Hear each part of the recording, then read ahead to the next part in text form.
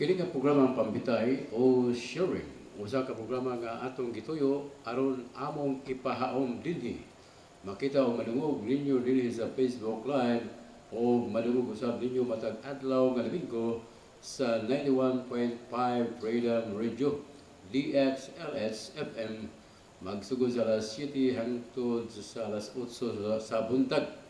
O makita sa YouTube channel aron ang mga katawhan maaghat sa pagpaambit sa ilan na kadayang kahibalo o aron ang tagsa-tagsa kanato masayod, may lugar o malingaw dinhi sa programa sa Facebook Live o sa 91.5 Freedom Radio nga mao ang paambitay.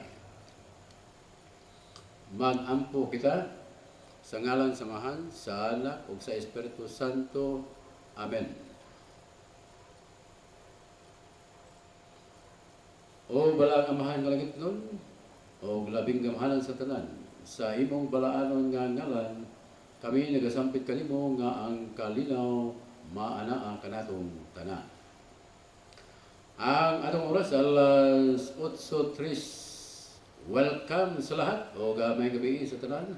Adlaw nga Miyerkules, pizza 21 bulan sa Pebrero tuig 2024. O kini nga programa nalukal ini sa Barangay Suarez ning Dapoy Saligan o live kita sa Facebook o makita kini sa YouTube channel. Kini ang inyong alagad ug higala si Copper Galba City 5 Bernard Dudo Navarro ang makikuban kaninyo karong gabi na. Ang atong contact number sa PN 0935-981-4479 o sa Globe 0916-569-1400. Oh, madungog ba ta? Clarex ba, Clarex? Oh, madungog ba? Okay. Ang unang portion sa atong programa, ang pagpaambit gikan sa balaang kasulatan nga mao ang Biblia. So, mabura kayo ni, nakayo ni. Ato mang minugbuon o tag-ason, tag-aspod. Ang pag-angkon o ang paglimod kang Kristo. Mabasa kini sa Mateo Kapitulo 10, versikulo 32, paingon sa 33. O mabasa sa pinin sa Lucas Kapitulo 12, versikulo 8, o hangtod sa 9. Ang moila o muangkon kanako atubangan sa mga tao, ang kunon ko usab atubangan sa akong amahan dito sa langit. Apan dili maangkon nga siya ako dili ko usab ang kunon atubangan sa akong amahan dito sa langit. Mao kini ang pulong sa Ginoo daygon ikaw o Kristo. Ug ang ikaduhang nga portion sa atong programa, balitang international o national nga adunay video clips nga atong ipakita aron na o dili magali video, audio dai nga atong ipakita aron maoy mo pamatuod o maghatag sa inyong mga opinion aron inyong ipaambit dinhi sa atong programa. So ang ako ning role ato rang i-play dayon kamo lay mag-iko. Okay. Kita na tas nga video o audio clips. O naka-audio siya. Ato ning klaro ho na. Awaga. O audio. Audio clips niya. Atong i-play ni, atong paminawon unsa inyong mga opinion, unsa ni kay mga wa pa ta mahuman ning kabahin sa kang Pastor Apollo Kibuloy ang Jesus, Kingdom of Jesus nagbase dito sa Davao City ba ni? Unya karon kay naa sige pamahayag karon. Walay video kundi audio lang ang madungog. Unya sa atong rolling karon sa atong bag-o nga nakaplagan nga estilo tanan nga mga balita nga medyo makahatag og nakahingawa o kining nagpaabot sa tanan atong i-play ma-audio ba o ma-video. O niya, ang tanang mabilaw o maglantaw, naaral ninyo sa inyohan opinion o unsa ba ni? Tinuod ba ni o dili? Naaral ninyo. Ang ato, basta, kay kung wala mo makapamati sa mga sa YouTube, sa wala mo kabati sa balita, basig diri mo makalantaw o makadungog sa balita ni Bernard Dulo Navarro. Kanya katong sa Senate hearing o sa House of Representative hearing, kabahin gyapon ni kang Kibuloy, sabpuinahan na siya, duha na ka sabpuina ang naitabo. Ipatawag ni ko siya, dili na invitation kung dili sabpuina. So lisod na ni. Siya ay gipatawag ha, si Kibuloy. Ato ni paboton nga na ang iyahang video atong audio atong ipadungog kay aron sa dili papalayon sa tagay kay wa pa ta mag-greet sa atong mga suking tigpaminaw. O ang ikatulong nga portion sa atong programa, maghisgot kita sa mga butan nga may labot ang katawhan diri sa Lapuan Saligan o sa tibuok kalibutan kay naka-live ta sa Facebook. O ang una sab kining atong local news kung ano naman gikan sa Iligan City Police Office, pinagi ni Police Captain Precious Tebes ni Ma'am Tebes ang spokesperson sa PNP Iligan. O kini may kalabutan gihapon ni sa gipahigan nga presko ni atong miaging simana. O nya ato pa atong lantaw kung nabay bag-o nga mga balita gikan sa botan sa PNP, pinagi ni Police Captain Precious Tebes. Ma'am, mayong gabi o salamat.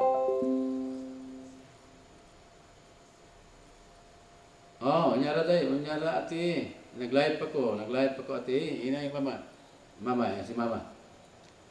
Okay, atong hisgutan po lang, bahin po sa basura, segregation sa basura, ang atong patubig, unsa na kahimtang, update din, ini kay wala pa man pantabuni katong gipang dugtong, o unsa pa to, na finalize na baka ang katong mga gipang dugtong. O gining kabayan sa water greenness ug kanal nga dili palabayan og mga basura. O uban pa nga atong isgutan. O usa sa atong sponsor sa programa Pampitay ang Happy Noy nga si Jimmy House sa Filipino-American Helixon, Arizona, USA, currently at Austin, Texas, USA. Black belt and Brazilian Jiu-Jitsu, pro-natural bodybuilder and a power lifter. Please check and follow him in Instagram ghouse182. Check and subscribe his YouTube, Jimmy House. May gabi sa akong asawa nga binaw o naglantaw sa atong Facebook Live, si TC Bernaldez Navarro o ang akong duha ka mga anak, si Glidel o Arkley Navarro o dula nila karon live dito sa kuan. Tanaw mo dito sa gym sa Suarez. Dula nila ron o basig makaapas pa tanini.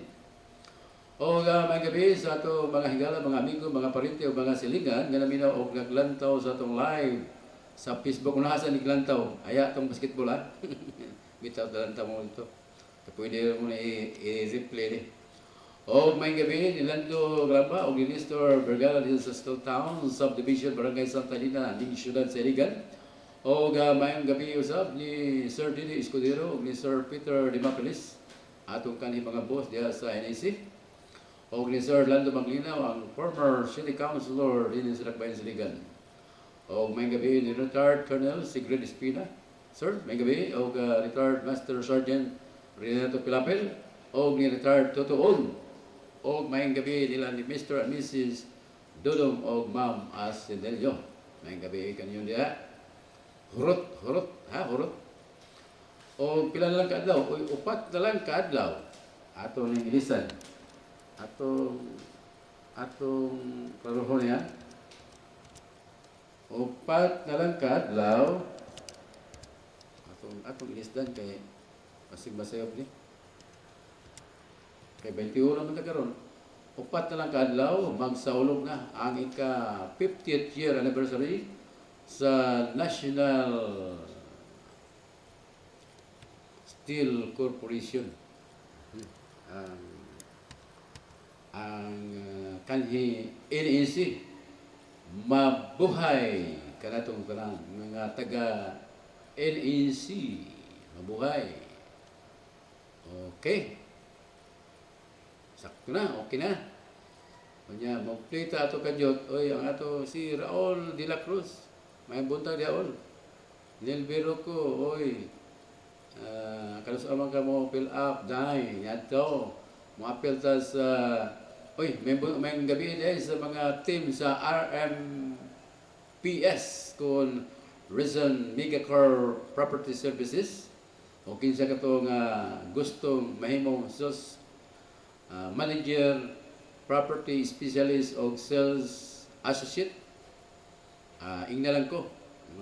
Naay real estate nga kuan atong nasudlan nya legit gani siya, legit. Naay opisina dito sa Lambaguhon o naay project karon dito sa gani ang sa Dikilaan ang 136 ka slot ka mga lots ka mga lote sold out na. Ang daplin sa dalan kini nga dalan paingon ni sa kuan simentado nga dalan paingon kini sa Bukidnon. Unya naay nanguha dito mga foreigner, mga makakuan gid maka afford naay gihimo gi-landscape na karon o gi backfill ito ako nakita para kuan ko na to gasoline station naay para restaurant naay mga para balay mga resort dito pero sold out to. Ang nabilin karon naa sa bunbunon mga himuag balay o kinsa ka to naay tag 250 square meter niya nga ang per square meter 1,000 pesos per square meter o niya og installment basis 3 years to pay naa sa 120 pesos per square meter. Nya na patay farm lot o kinsa ka to mahilagon nga mananom o magbuhi og mga kahayupan. Adunay bakante nga 11 hectares kapin. O nya kung kini tibuok mo paliton ang per square meter ini 70 pesos per square meter pero makat na ni siya, maputol-putol na ni siya ang per square meter 150 per square meter. So ang dugang detalye ini basig nasipyat ko ini pero siguro murag mo na ni siya kay wa man ko kuligot diri. Tawagan lang ko sa kini nga number o kini chat ko lang ko sa kini nga Facebook nako. Gusto mo mahimong sales manager, aduna ka mo'y commission nga 5%. Kanya kung gusto po mo property specialist, 5% ka po. Pero diha lang mo sa inyong balay, ang trabaho ini dili ko utsura sa aning ko lang pa, copy paste, post lang ka sa mga ibaligya nga mga lote o balay, house and lot. Mo post lang ka, anya mo kubit nimo ang katong kuan na ay mangutanan nimo labi lang interesado mo palit imong kuyugan. Dili tawagon ko nimo kay gusto nga ako gimo imuhang pakuyugan o nabilong ka sa among nga team, diri ka magpa-appeal sa among team. Tawagan ko nimo leon atong kuyugan sa opisina sa RMPS nga limutang dito sa Lambaguhon, barangay sa San Roque, sa San Roque, ning siyudad sa Iligan, no? So katong mga interesado. Okay, murag wala na. May gabi ni Ray C. Tampos o Nelby Rocco. Salamat sa inyong paglantaw. O salamat po ni Butsoy nga ni-fill up sa biodata. Ato nang i-ready ang biodata kaya ato i-submit. Katong gusto nga mahimong sales associate. Ang sales associate 2% ang commission. Okay? Padayon ta sa atong balita na dili nato ni kunon isulat kay kuan lang Kung dili audio, video, may na karon kay dili na sulaton. Medyo mga pandol ta sa tong Tagalog. O ang Binisaya nga ang Tagalog i-translate, nya English i-translate. Pandol galing Google. Samot na tayo ni. Okay, atong ipadayon kito ato ang nasugda, no? Ato to ipadayon. O paminawan ninyo, ha? Okay. Diyan na karon si Pastor Kebuloy, singalan ni Apollo Kebuloy, a leader of Kingdom of Jesus Christ. Ato basahon ang naa diri ha sa kining usak ka dakong higante nga dako nya higante pa gyud network dito sa Manila. Atong basahon ang ilahang title diri, kung pababayaan po natin ang ganitong mangyayari na ang mga layuhang tulad ng Amerikano, CIA, FBI, State Department o US Embassy, gigipitin tayo with connivance of our own President and First Lady and other members of the Congress. Muli nga naingalan Apollo Kebuloy, leader Kingdom of Jesus Christ. So sa ato pa, karon ato na ning i-play. Paminawan ninyo unsay sulod ini, unsay naa sa inyong una-una opinion, kamo na. Kay ako igo lang kung mo play ini, ha. Okay, paminawan. US Embassy, gigipitin tayo with the connivance of our own President and First Lady and other members of the Congress. Seryoso ang naging akusasyon ni Apollo Kebuloy laban kina Pangulong Ferdinand Marcos Jr., First Lady Lisa Araneta Marcos at ang kwato, mula to balita na ito'y usah nga video atong tanaw to. Ang audio lang balita to, mula to balita pero katugay ang tingog yun. Asa man to? Wali abira kung maula to, hindi di ay. Kaya to, live din o kaya to sa television nga balita, reto balita.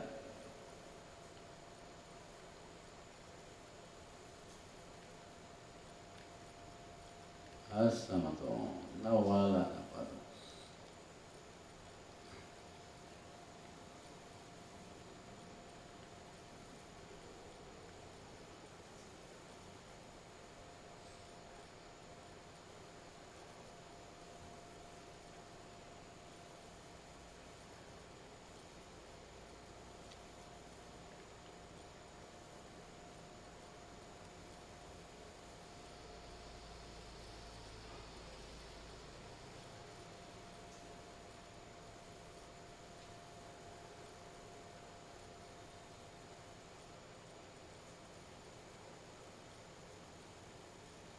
Barag mo siguro niya atong April na sipi atong pagkakuan.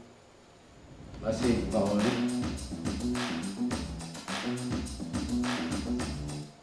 Mga kababayan ko sa buong bansang Pilipinas. Breaking news din so sa ka network. Magandang araw, magandang umaga, magandang hapon, magandang tanghali. Mawala na siya. At magandang araw sa inyong lahat. Ang pangungusap ko po ito ay napakahalaga para sa lahat ng mga kababayan nating Pilipino na makikinig at manonood sa akin, although hindi nakikita ang mukha ko. Ito po si Pastor Apollo Kebuloy, ang appointed Son of God ng Kingdom of Jesus Christ, the name of our Benin. Sana po press conference ang tatawagin ko ngayon. Pero dahil nanganganib ang buhay ko, ay hindi po muna ninyo makikita ang aking pagmumukha. Ang akin lang po munang boses ang inyong maririnig. Mahalaga po ito na sasabihin ko sa inyo. Mga kababayan, mula po noong 2018, ako ay linigalig na at ang aking kongregasyon na walang dahilan ginawan kami ng kaso doon sa bansang Amerika. sumunod kami sa batas.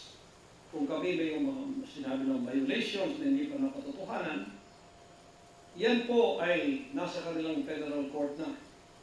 Kumuha kami ng 20 lawyer upang pag-usapan ang lahat ng kanilang akusasyon, which is about 43 counts. Lahat po yan ay merong 20 lawyers na nakatutok at meron na po kaming depensa. Naghihintay po ang aking mga lawyer sa Amerika at sa Pilipinas na simula ng trial. Mulang 2018, pinospon. Ginawang 2020, pinospon. Ginawang 2022, pinospon. 2021, ganun din. 2023, sana ay po-postpone. Pinospon pa rin. Ngayon, hindi na po papayag ang judge. November 5, 2024, talaga pong itutuloy na. Ngayon, ako naman nandito sapagkat indicted din ako. Sealed indictment pa nga ng 3 taon, hindi ko alam ako indicted ako. So anytime pupunta ko doon, pupusasan ako, hindi ko alam. Pero salamat naman sa Panginoon Diyos sapagkat hindi na ako pumalik doon at hindi nangyari yun. So dahil kasama ako sa kaso ng aking mga workers na mga 7 o 8 kami lahat, ako yung number 1 na principal. Okay lang. Sapagkat ako naman ang leader ng kingdom at ako ang target nila. Sa anong paraan ginawa kami ng kaso, hindi namin alam.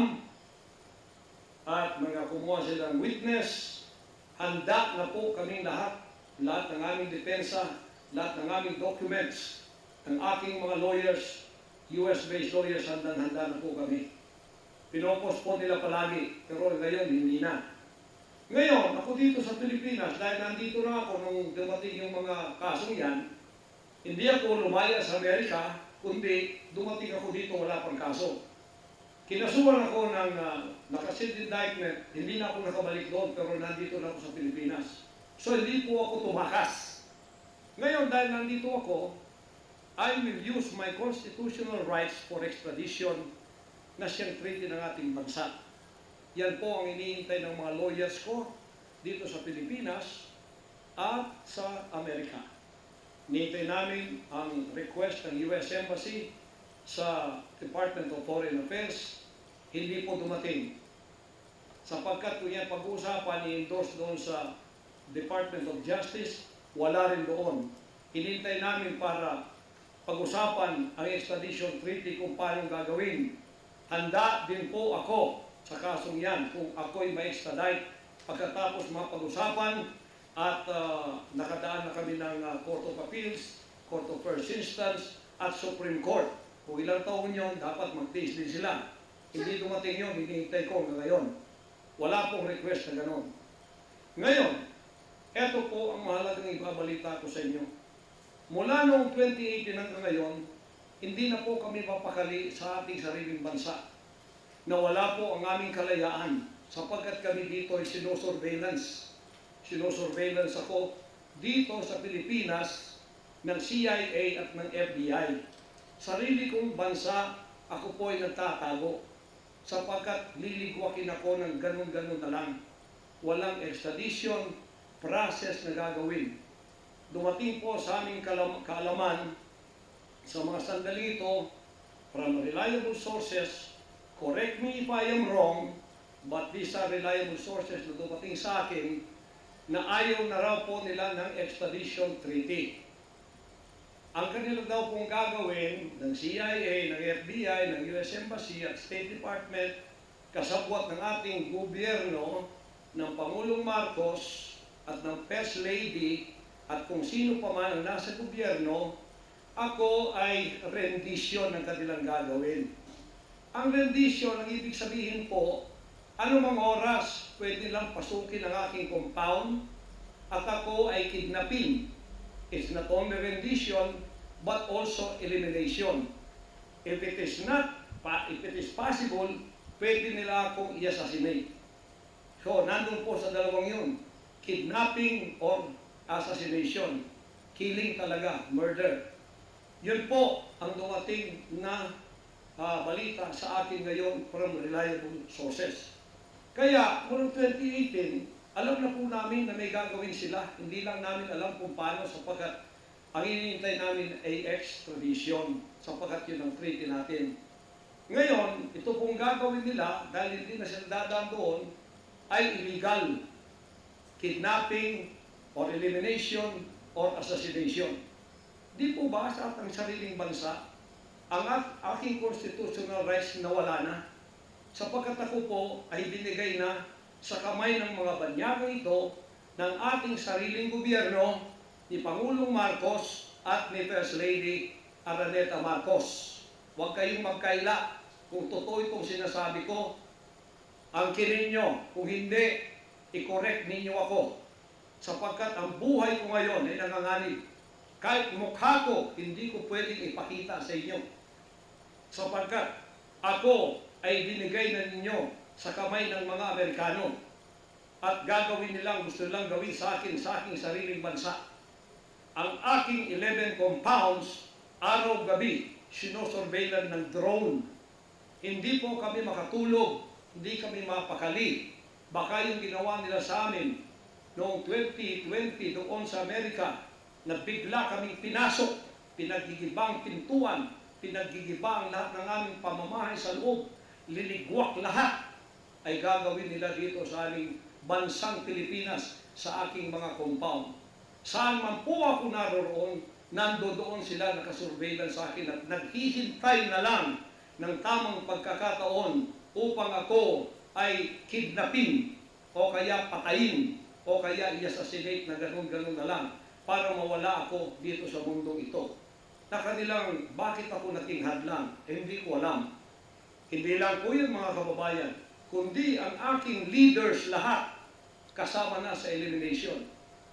Ito po ang aking Board of Administrators, senior leaders, lahat po sila ay pwede na rin nilang patayin lahat.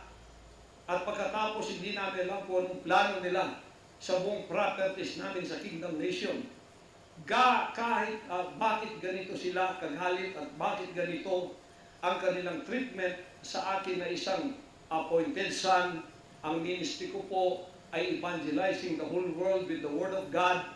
Hindi ko naman kasalanan, ako'y maging kaibigan ng politikong tulad ni Pangulong Duterte, Vice President Sara. Taga Davao po kaming lahat, lumaki kami lahat dito. Alam ko po ang aking mga kaibigan, sila. Lumaki kami, mayor namin yan, prosecutor pa, naging congressman, naging president. Yan po ang aking pakikipag-ugnayan for nation building. Wala akong ibang interes sa bansa ito, kundi ang pag-ugnad.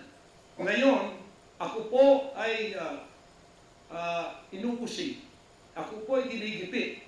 At ako po ay sinasaktan sa lahat ng paraan ng mga false accusation, false allegations na ayaw naman nilang pumunta sa korte. At pagkatapos, ayaw din nilang harapin, paharap itong mga false accusers na pinagagawa nila to destroy my reputation para idamay sila Duterte, family, doon sa kapupuntahan ng mga investigasyon. Walang kakwenta-kwenta. Hinamon ko na kayo, punta kayo sa korte. Ayaw ninyo. Ikaw, Risa Hontiveros. Ikaw, kayong tatlo dyan na nasa kongresong puro leftist. Hinahamon ko kayo, sabi ko, pumunta kayo sa korte sapagkat ang SMNI walang kasalanan, ginurgur ninyo sapagkat idinadawit ninyo kami sa politika. Nalis ninyo ang aming malayang pagpapahayag, ang aming press freedom, pati ang liberty ko na, ang aking freedom, ang aking constitutional rights, wala na po. Palagi kami nagtatago, palagi kami lumilingkod sa likod namin sapagkat hinahabol kami. Nakapalibot sa amin ng mga CIA, alam namin yun. FBI nandyan din. Pinag-usapan na ito dyan sa State Department. At ang reliable sources dumating sa akin. Ang ulo ko po ngayon, ipatong na $2 million or 100 million pesos ang ipinatong sa ulo ko. Baka yan ay madagdagan pa kung may maunang makapatay sa akin. Ano ang nangyayari sa bansa natin? Ngayon, mga kababayan, ay meron pa pong gagawin daw sila sapagkat meron na daw silang search warrant.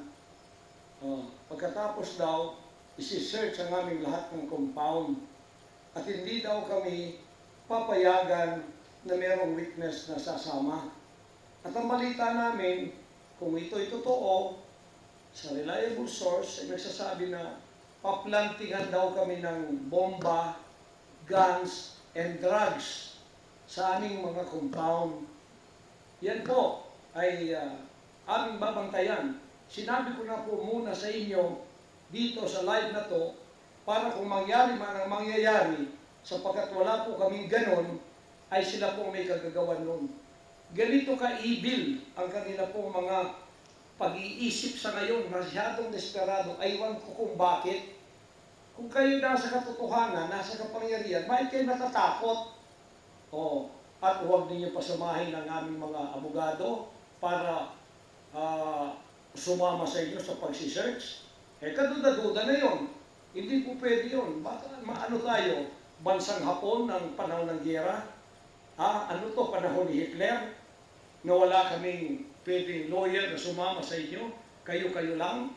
Pagkatapos pwede nyo kaming barilin pagka kami nakikipag-usap na kailangan may witness para kamerahan namin ang ginagawa ninyo na wala kayong lusot kung meron kayong gagawin na kabulastugan.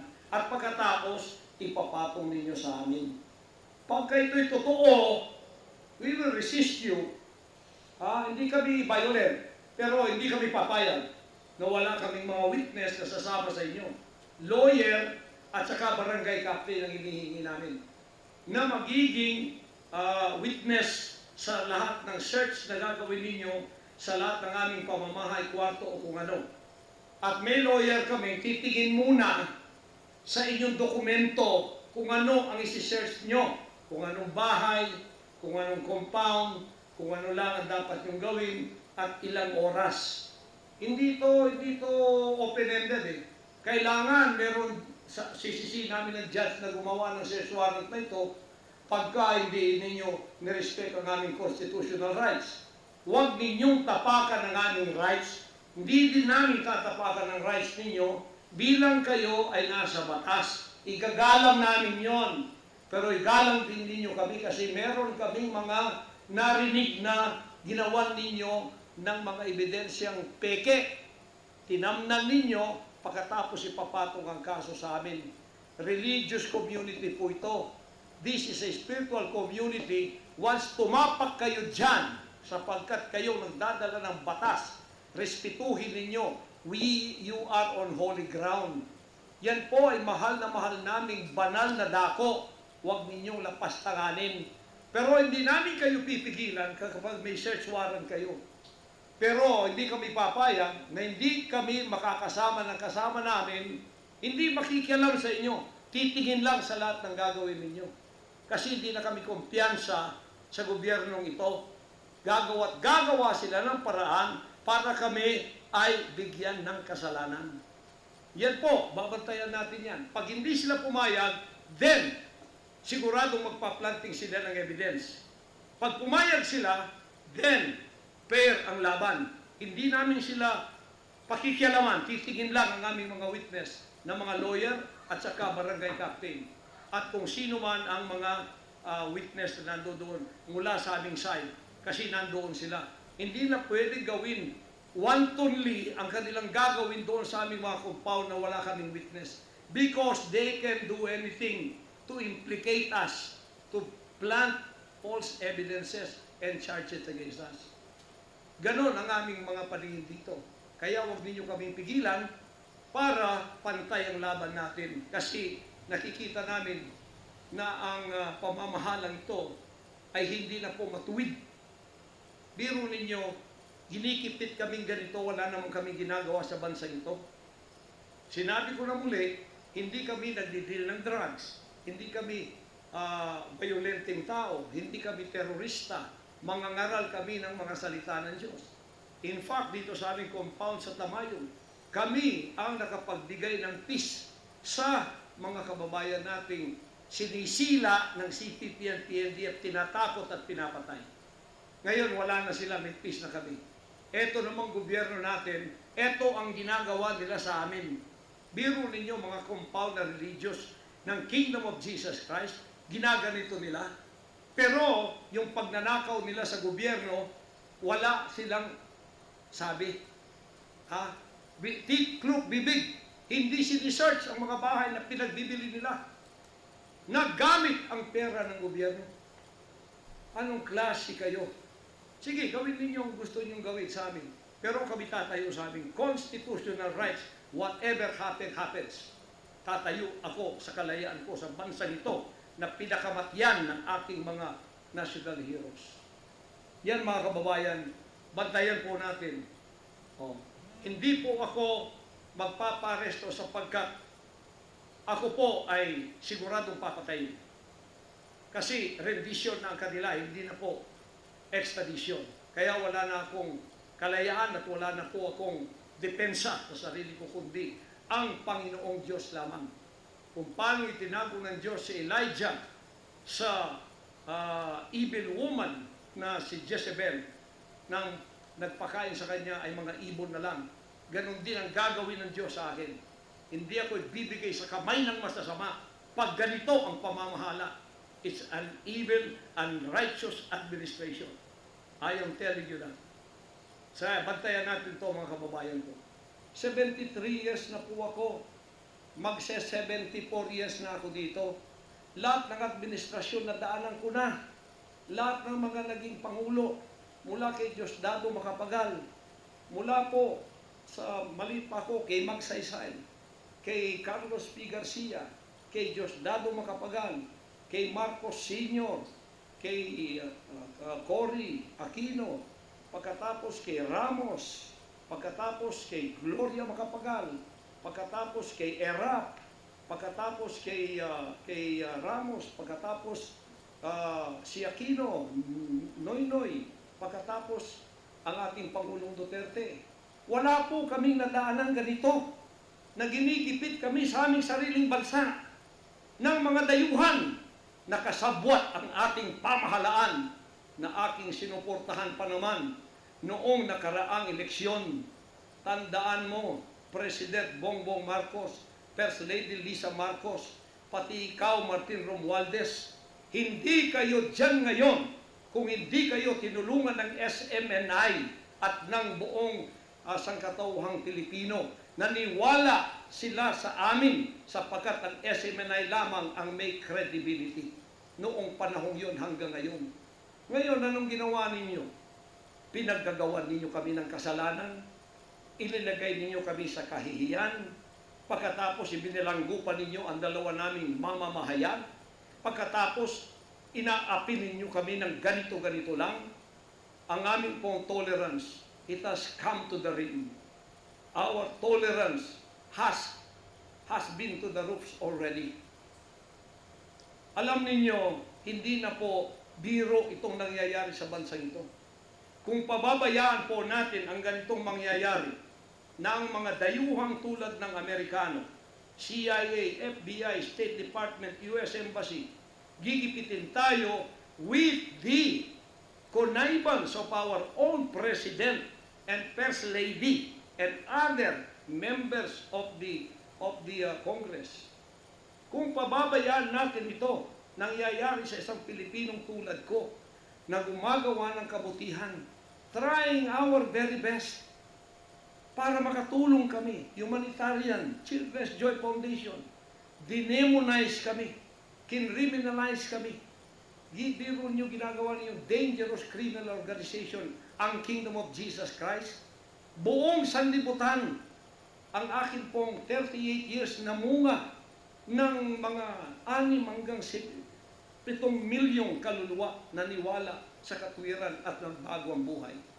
Ngayon, ginaganito niyo ako ng dahil sa inyong politika na ang aking itinataas naman ay mga leader na tama tulad ni Duterte. Kasalanan ko ba yun? Na maniwala ako sa isang leader na matuwid at akin siyang itaas. Pagkatapos ganito kayo kadesperado para ako'y patayin at ang lahat ng aking mga senior leaders papatayin din hanggang yung mga leaders na pwede pang pagkatiwalaan, papatayin ninyo. And then you take over all of our properties and compound. Pagkatapos, lilinlangin ninyo ang mga tao. Pagkatapos, magtatayo kayo ng sariling korporasyon. I-incorporate ninyo doon ang lahat ng properties na pinaghirapan, blood, sweat, and tears ng aking mga members all over the world. Tapos biglang-bigla ililipat niyo doon sa inyong bagong korporasyon at pagkatapos itataas ninyo ang kamay ng isang tao tulad ni Bandari at sasabihin niyo, ito ang leader ninyo ngayon. Ano ang Kingdom of Jesus Christ? Political government? Hindi po ganon. Mangyari ng mangyayari. Hindi po papayagan ng Panginoon Diyos ang mga bagay na itong nangyayari sa ating bansa sa mga sandaling ito. Kung ako, mabuting tao, kung ako nangangaral ng katuwiran, kung ako tumutulong ng kusang loob at hindi nagpapautang loob kanino man, ginaganito ako. Sino pa kaya kayo, mga kababayan ko? Bumukas na po ang mata natin. Magkaisa na tayo at alisin ang evil administration na ito na siyang ginagamit ng masamang espiritu upang ang kadiliman ay bumalot sa buong bansang Pilipinas. Alam ko, mahal ninyo ang Pilipinas, mga Pilipino. Naghihintay lang tayo ng tamang pagkakataon. Meron pa bang ibang pagkakataon? Tingnan niyo nangyayari sa Kongreso. Tingnan niyo yung korupsyon. Tingnan niyo yung droga. Mismong ating presidente, mismong kanyang pamilya, inakusahang druggists, inakusahang mga drug addicts. Wala tayong ginagawa. Mismong Pangulong Duterte na nagsabi niyan. Mismong naririnig natin araw-araw, durugista siya. Pagkatapos, kami pa ngayon ang inaapi-api sa aming paglilingkod. Pagkatapos sila ay mga kriminal na nakatayo, nakaupo dahil may kapangyarihan. Kami ngayon ang liligwakin nila. Hindi ba yan karumal-dumal sa harap ng ating Panginoon Diyos? Hindi ba yan ay isang pamamahalang hindi tama? Si Nebukadnezar, pinakain ng damot, ginawa siyang hayop. Ang kanyang anak si Belshazzar, nakakita ng handwriting on the wall. Pagkatapos, inalis ang kaharian sa kanya at ibinigay kung sino ang magiging matuwid na haharap sa Panginoon Diyos. Anong tingin ninyo sa akin bilang pastor? Dinemonize. Ang reputasyon ko pinagsisira. Ngayon, hindi na ako buhay. I am a living dead. Kung walang Panginoon Diyos sa akin, pinatay na ako sapagkat lahat ng gadgets nasa sa kanila. Lahat ng gadgets ng Amerikanong yan nasa sa kanila. CIA, FBI, at sino pa ang kanilang mga galamay dito na pinagbibili na nila. Ako, hindi ako drug lord. Ni minsan hindi ako nakatikim ng droga. Mulang-mula pa, inialay na ako ng aking ama na maging isang ministro ng banal na kasulatan. Hanggang ako'y lumaki, hanggang ako'y naging 74 years old, hindi ko po na-enjoy ang aking kabataan sapagkat hindi ako nagliwaliw. Ako po'y nangaral.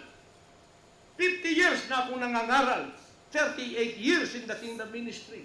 Ni isang sigarilyo hindi tumama sa bibig ko. Ni maliit na bisyo hindi ko pinasok. Ako po ay hindi nag-asawa. Ngayon, inaakusahan ako ng napakaraming babae. Ito po ang kasalanan ko. Pinayaman ako ng Panginoon Diyos, akala nila sa akin. Single ako, kaya pinag-aagawan ako. Pagkatapos na ako ay maghihindi, mapapahiya, ibabaliktad nila sa akin. Yan ang tinatawag kong Potiphar's wife syndrome. Hindi po ako nagsasalita ng ganito kasi mapapahiya ang mga babae yan. Nag-aagawan sila. Mahirap man sabihin. Pinag-aagawan nila ako. Dahil nananawagan sa mga magulang, mayaman na tayo pag nangyari ito. Sabi ko, hindi mangyayari yan kasi dedicated ako eh. Napahiya, ngayon binayaran at ngayon binabaligtad ang lahat ng istorya. Mahirap pong sabihin ko ito kasi masisira ka lang pagkababae. Napilitan lamang ako sapagkat ang buhay ko po'y nanganganib. Anytime pwede na akong kidnapping kung nakita ang aking lair, ang aking hideout. Anytime pwede na akong ligwakin. ang aking mga BOA leaders, hindi na po natutulog sa compound. Kung saan-saan na lang po mga membro kami natutulog. Doon sa mga payak na mga bahay, doon sa mga bahay na hindi kilala. Sapagkat lahat po kami nakalista na, napapatayin, gugurgurin. Wala po silang takot kasi nasa kanila daw ang kapangyarihan. Mahal kong kababayan, nagtatago ako sa sariling bansa. Sariling mga compound namin na pinaghirapan. Hanggang kami na ako saan nagpapalimos. Pero yung amin pong sinusulisit, tingnan ninyo ang humanitarian na ginagawa namin. Ni 5 wala kaming ninanakaw. Yung mga volunteers ko, walang sweldo, araw at gabi, sapagkat nakikita namin ang mga kabataang Pilipino, pinabayaan ng mga politikong yan. Kami po nagsasacrifice para mapakain sila, mapaaral, na wala pong bayad. Pagkatapos, ang kababayan nating nalipusta, kalamidad, walang tumutulong. Kung may tumutulong man, politika at may kabayaran. Nagtitiis po kami sa mga pag-alipusta. Sa paninira, inaangkin namin yung kasi malaki ang ganti namin sa langit. Ngunit pagka nakasalalay na ang ating mga kalayaan, lalo na sa kamay ng mga banyagang ito, na wala naman tayong ginawang masama sa kanila, tumutulong pa nga ako sa Amerikang yan. Nagdodonate ako doon sa malalayong lugar tulad ng Apalachian na hindi nakapag-aral ang mga bata. Bumili kami ng napakalaking library para sila'y makapag-aral. Mga Amerikano po yan. Kinikilala ba nila yun? Kung nagseselo sila sapagkat ako'y umusbong sa bansang Amerika, problema na po nila yun. Kung ako binigyan ng ama ng isang sasakyang panghimpapawid para hindi ako madelay sa aking worldwide na gawain, kasalanan ko ba yun? Kung ako binigyan ng pampalipad na helicopter dito para mapuntahan ko lahat ng aking satellite sa buong Mindanao, Pilipinas, kasalanan ko ba yun? Kasalanan ko ba na ako'y magkaroon paralan para makapag-aral ang mga bata na walang bayad? Kasalanan ko bang mayroong SMNI para hindi mabayaran? At pagkatapos itong salot na CPP-NPA na marami pinatay ng mga members ko, ministro, at iba pang mga inosenteng Pilipino for 54 years ay magsasalita ng katotohanan na hindi natatakot. Ngayon kami ang tinatakot ninyo, nililigwak ninyo. Anong klase kayo? Kung hindi kayo tatayo ngayon, mga kababayan ko, sapagkat ako'y living dead na, wala nang kwenta itong buhay ko, iaalay ko ito sa bansang Pilipinas. Ako ang mamumuno upang tayo ay magkaroon ng kalayaang muli. Unang-una sa aking kababayan, sa Kingdom Nation, sa aking mga leaders na papatayin din, at sa lahat ng Pilipinong nagmamahal ng kalayaan. Tatayo ako! At ako ang mamumuno sa bansa ito para sa katwiran at takot sa Diyos, para ibalik ang ating kalayaan at ang ating kaligtasan mula sa kamay ng mga banyaga na pinakamartiyan ni Rizal, nila Bonifacio. Gayon ang panahon ng pagtayo. Ayaw ko pong gawin ito. Hindi ako politiko. Ang misyon ko ay isang pastor, isang alagad ng Diyos.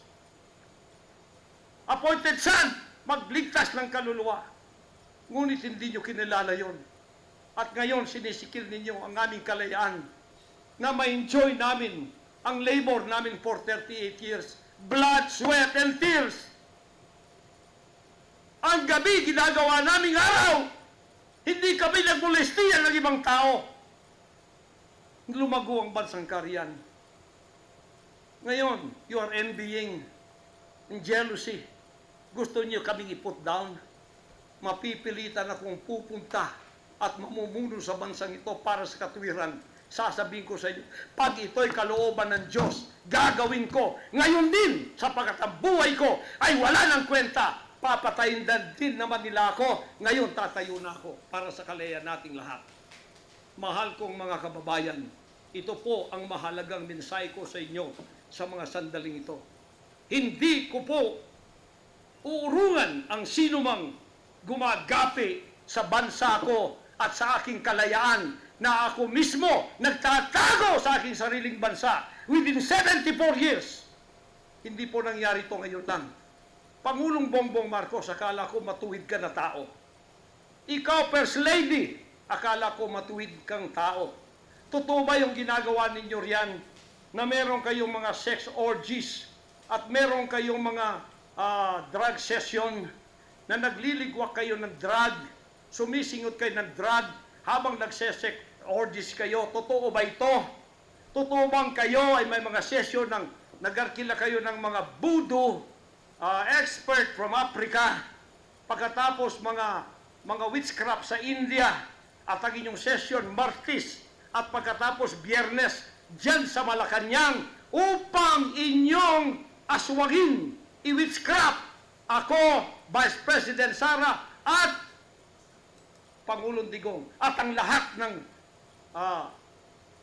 tutol sa inyong paglilingkod. Biro ninyo, naging demons na kayo, nag-devil worship na kayo kung totoo man ito. Nag-devil worship na kayo kung totoo man ito. Para lang kayo ay manatili sa kapangyarihan, para lang kayo ay humawak ng aming pera, hindi ninyo pinaghirapan. Kami po ay nagbibigay ng taxes. Lahat ng aking kingdom materials from China, may taxes lahat yan. Milyon-milyon ang aming binabayad. Ngayon, ginagawa pa ninyo sa amin ito. Matuwid ba kayo? President Bongbong Marcos, Lisa Marcos, makinig kayo. Totoo ba na gumawa kayo ng aksyon kasama ng FBI na ako ay nyo nang ipaligwak at binigay sa kanilang kamay? Kaya sila'y gumagawa ng ganito with impunity sa aking sariling bansa. Kung ganyan ang ginawa ninyo, I will not honor you. I will not respect you because you did not honor me and you did not respect me. You are no longer worthy to be our trusted leader. Mabuti pa, hanggang maaga pa, Bongbong Marcos, Lisa Marcos, Martin Romualdez, bumaba na kayo sa posisyon. Mag-resign na kayo sapagkat hindi hihinto ang tinig na ito habang naririyan pa kayo. Mga kababayan, tatayo ako sapagkat patay naman lang din ako.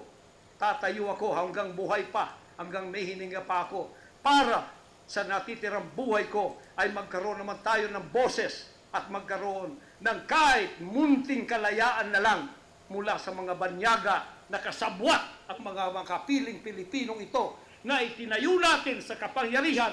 Akala natin ay maasahan natin sila. Mga demonyo pala. Sorry to say that, but that is the truth. If that is not the truth, then tell me. And you cannot judge me. You cannot condemn me. I am dead already. I am a living dead in your book. CIA, FBI, State Department, USA. Gawin ninyo gusto ninyo. Ano na to? Sinamatol pa. I am dead. I am dead. Ano to? Living dead. Wala na tayo mahimo. Naala sa inyo ang mga inyong opinion dun sa inyong ikasulti niya ito. Naala sa inyo hana. Maayo ba o dili? Kunya o maayo, manang gingon diya nga ang gingon nga muadto gyud siya, mo tambong siya sa hearing sa Senate aron dito. Mangisog gyud siya dito. Wala na lain choice. Okay, palayan kita. Ang atong kabahin sa basura, no? Atong pamanguan gyapon nga dili malimot.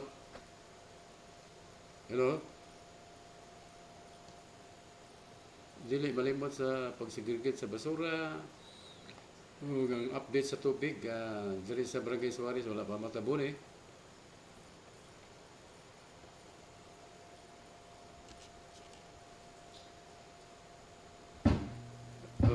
Hello. pamatubol no. Kanya kining atong mga water drainage sa mga kanal dili angay labayan sa mga basura. O kanang tag-iya sa mga iro, kailangan inyo ng gayran, gaasa mo tumuhagay, nanan magdala mo og daspan og silhik, kay nanan naghimo ana, atong pakpakan to, katong kadalang daspan og silhik, kay saulon ang inig buhagay sa iro, sa ilang hugaw, ilang saulon, atong tagaag pakpak. Wa man.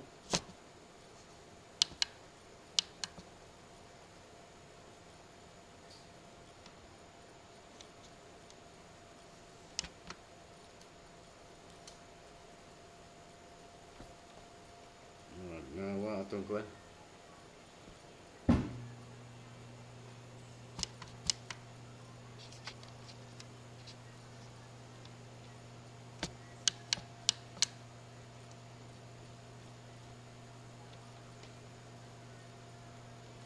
Okay. Hello? Hello?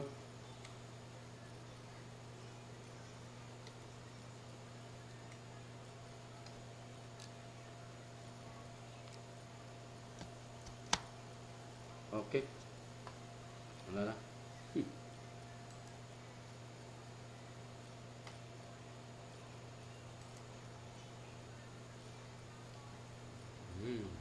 Wala.